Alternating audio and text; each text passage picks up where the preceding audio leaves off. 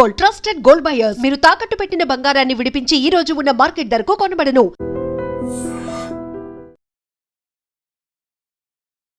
వెంకీ, నువ్వు ఇప్పుడు మళ్ళీ ప్రవీణ్ అక్కకు ఫోన్ చేసావు అని చెప్పి కాల్ చేసింది నాకు. Okay, that is your wish, చేసావు.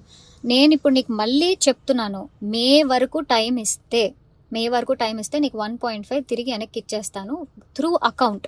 అర్థమైందా? త్రూ అకౌంట్ మే వరకు టైం ఇస్తే నేను నీకు మళ్ళీ వెనక్కి ఇచ్చేస్తాను. ఆ మిగిలిన డబ్బులు అంటావా, నేను లైఫ్లో సెటిల్ అయినప్పుడు నా దగ్గర ఉన్నప్పుడు నేను ఇస్తాను. అది కూడా నేను ఇవ్వను అనట్లేదు.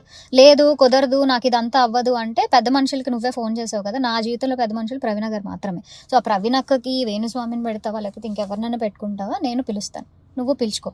ఓకే, నేను ఇంకా నీ ముఖం చూడాలనుకోవట్లేదు, ఈ విషయం గురించి మాట్లాడాలనుకోవట్లేదు. నాకు మే అనే ఒక్క టార్గెటే కనబడుతుంది, మే వరకు నేను నీకు డబ్బులు ఇవ్వాలి అంతే.